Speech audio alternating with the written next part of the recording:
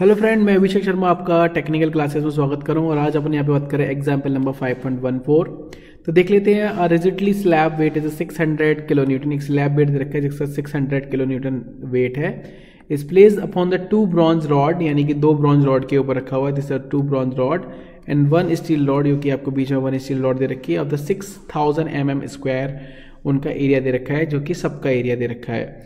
यानी कि अगर मैं बात करूँ कि यहाँ पे ए बी का ए एस का एरिया जो रखा है इंडिविजुअली, वो कितना रखा है आपको 6000 mm स्क्वायर। इसका भी 6000 mm स्क्वायर होगा, इसका 6000 mm स्क्वायर होगा और इसका भी 6000 mm स्क्वायर ही होगा। तो ये इन्होंने एरिया दे रखा है।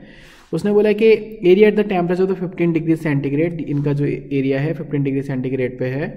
उसने बोला find the temperature at which the stress in the steel rod will be zero. तो उन्होंने बोला है कि the coefficient of thermal expansion for the steel, alpha S की वैल्यू दे रखी है, अल्फा ब्रॉन्ज की वैल्यू दे रखी है, ई एस की वैल्यू दे रखी है और ई ब्रॉन्ज की वैल्यू दे रखी है। तो मुझे यहाँ से सबसे पहले जो ये मेरे को क्राइटेरिया दे रखा है, इससे मेरे को टोटल डिफॉर्मेशन आइडेंटिफाई करना है। टोटल डिफॉर्मेशन जब आइडेंटिफाई हो जाएगा तो मुझे उस टोटल डिफॉर्मेशन को थर्मल एक्सपेंशन के टोटल डिफॉर्मेशन के बराबर पुट करना है, तो आंसर आ जाएगा। तो देखते हैं सबसे पहले, we know that the free expansion of the steel rod. तो सबसे पहले मुझे पता है क्या होता है कि change in length is equal L alpha T. तो एल की वैल्यू मुझे पता है, यहाँ पे आपको सामने दिखाई दे रही है कि अगर देखेंगे यहाँ पे स्टील की 300 है और ब्रॉन्ज की आपको कितनी दे रखी है 250 दे रखी है। तो यहाँ पे मैं आ जाता हूँ, यहाँ पे मेरे को दे रखी है 300, तो 300 लगा दी। अल्फा की वैल्यू मुझे दे रखी थी वहाँ पे 12 × 10⁻⁶। टेम्परेचर दे रखा था उसने टी, क्योंकि उसने एग्जैक्टली टेम्परेचर नहीं दिया था, क्योंकि उसने फ्रीली एक्सपेंशन दिया था और टेम्परेचर रेज उसने बताया नहीं थे, और इनिशियल टेम्परेचर 15 डिग्री सेंटीग्रेड था। तो इसको सॉल्व किया तो 3.6 × 10⁻³ टी आ गया। ये स्टील के लिए था। अगर मैं ब्रॉन्ज के लिए बात करता हूँ तो ब्रॉन्ज के लिए लेंथ मेरी कम हो जाएगी, तो वो 250 हो गई थी मेरी वहाँ पे लेंथ। उसके बाद अगर मैंने वहाँ पे बात की थी अल्फा की, तो 18 × 10⁻⁶ मेरी वैल्यू थी। टी को लगाया तो मैंने सॉल्व किया तो 4.5 × 10⁻³ यहाँ पे टी की वैल्यू यानी कि डिफॉर्मेशन की वैल्यू निकली। तो जब मैंने आइडेंटिफाई किया कि डिफरेंस, यानी कि बात करूँ कि जो दोनों के टेम्परेचर डिफरेंसेस है, उस टेम्परेचर डिफरेंसेस की बात करूँ तो एक्सपेंशन में कितना डिफरेंसेस आएगा। तो यहाँ पे मैंने वैल्यू दिखाई थी, जो आपने ऊपर वैल्यू निकाली 4.5 × 10⁻³ और 3.6 × 10⁻³ और दोनों के साथ टी का मल्टीप्लाई था। तो यहाँ पे वैल्यू निकल के आई मेरी 0.9 × 10⁻³ इंटू टी।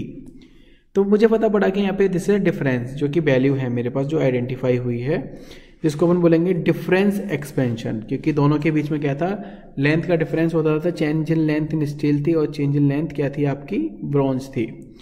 तो ये मैंने आइडेंटिफाई कर लिया।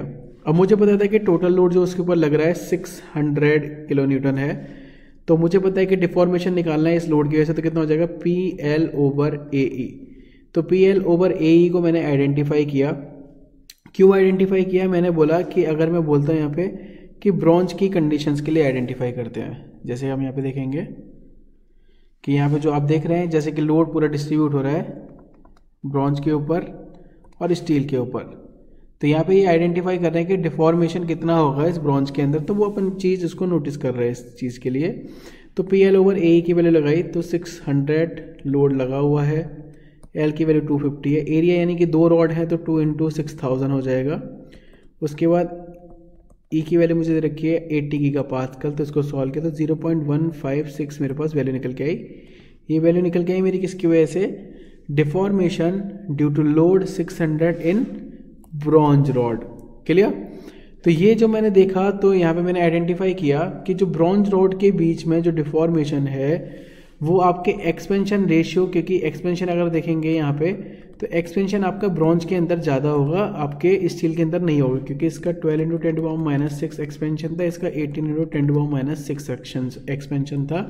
तो डिफॉर्मेशन डिफरेंस अगर आप देख रहे थे तो ब्रॉन्ज के अंदर आ रहा था, इसलिए जो यहाँ पे वैल्यू निकल रही 0.9 × 10⁻³ इंटू टी, वो मैंने इक्वेट कर दी 0.156 के। जब मैंने इसको इक्वेट किया तो यहाँ पे जो टेम्परेचर की वैल्यू निकल के आई वो निकल के आई मेरी 173.3 डिग्री सेंटीग्रेड।